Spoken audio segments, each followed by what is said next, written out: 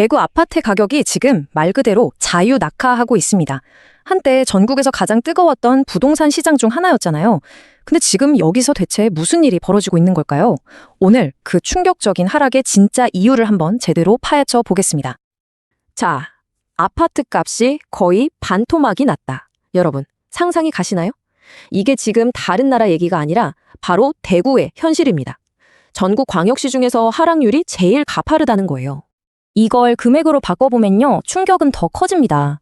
한 아파트 단지에서만 최고가랑 비교했을 때 무려 8억 4,500만 원이 떨어진 사례가 나왔다니까요? 아니, 도대체 이 시장에서 무슨 일이 벌어지고 있는 걸까요? 어떻게 상황이 이 지경까지 오게 된 건지 지금부터 하나씩 살펴보겠습니다. 이게 얼마나 심각한지 피부로 와닿게 한번 볼까요? 그래서 가격이 가장 많이 떨어진 아파트 탑 10을 10위부터 거꾸로 한번 짚어보겠습니다. 자, 카운트다운 시작합니다.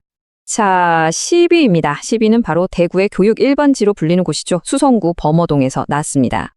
네, 바로 장원 맨션인데요. 한때 10억 원까지 갔던 이 아파트가 최근에 10억 7,500만 원에 거래가 됐습니다. 그러니까 무려 4억 2,500만 원이 그냥 사라져버린 거죠. 와, 시작부터 숫자가 어마어마하네요. 자, 다음 9위도 역시 수성구의 인기 단지입니다. 수성삼가 롯데캐슬인데요. 2020년에 최고 14억 7천만 원이었는데 여기서 4억 5천만 원이 뚝 떨어졌습니다. 이 하락세가 계속 이어지고 있다는 걸 보여주는 거죠. 카운트다운은 계속됩니다.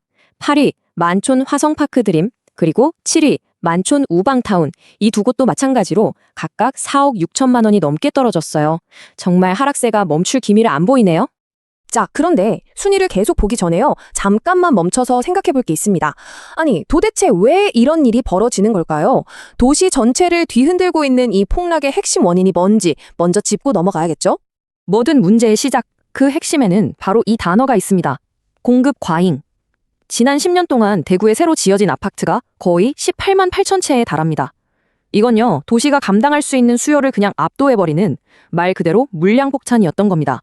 그런데 문제는 뭐냐면 집은 이렇게 폭발적으로 늘었는데 정작 이 집을 사줄 사람은 오히려 줄어들고 있다는 거예요.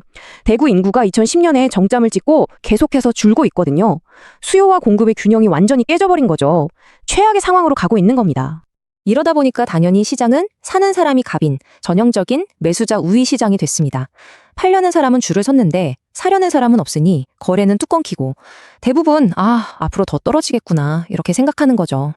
자, 이렇게 복잡한 데이터를 우리 눈으로만 볼 필요는 없겠죠? 그래서 한번 물어봤습니다.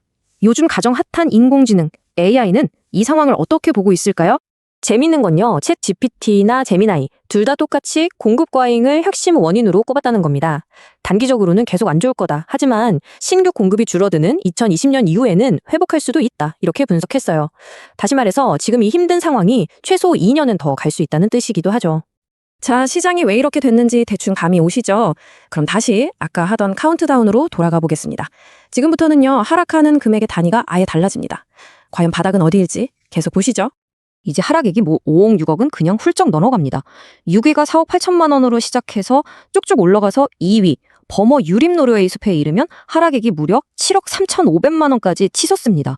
와, 이건 웬만한 지방 아파트 한 채 값이 그냥 날아간 거네요.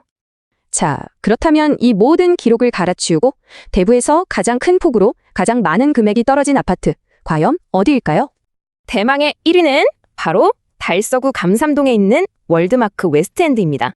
2021년에 17억 2,500만 원까지 갔던 이 아파트, 최근 실거래가가 얼마였을까요? 여기서 무려 8억 4,500만 원이 폭락했습니다. 하락률이 거의 50%에 육박하는, 그러니까 우리가 맨 처음에 봤던 반토막, 이 바로 여기 있었던 거죠.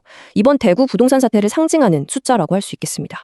정말 입이 떡 벌어지는 숫자들인데요. 이걸 보고 나니까 당연히 이런 질문이 생깁니다. 그래서 앞으로 대구 부동산 시장 대체 어떻게 되는 걸까? 과연 희망이 있을까요? 전문가들은 2025년부터 신규 공급이 확 줄어든다는 점을 좀 주목하고 있어요. 생각해보면 간단하죠. 공급이 너무 많아서 문제였으니까 공급이 마르면 시장이 좀 안정되지 않겠냐는 논리입니다. 본격적인 반등은 금리 인하 같은 좋은 소식까지 더해지는 2026년 이후가 될 거라고 조심스럽게 예측하고 있습니다. 하지만 그건 아직 먼 미래의 얘기고요. 지금 당장 시장은 그야말로 꽁꽁 얼어붙었습니다. 거래량을 보면요, 가장 활발했던 2020년에 절반도 채 안 돼요. 이건 무슨 뜻이냐면 집을 팔려는 사람도 또 사려는 사람도 모두가 그냥 숨죽이고 서로 눈치만 보고 있다는 겁니다. 그래서 마지막으로 여러분께 이 질문을 던지고 싶습니다. 지금 대구 부동산 시장의 이 끝없는 추락, 이게 모두에게 끔찍한 위기의 신호일까요? 아니면 현명한 누군가에게는 다시 오지 않을 일생일대의 기회가 될까요? 그 판단은 결국 여러분의 몫입니다.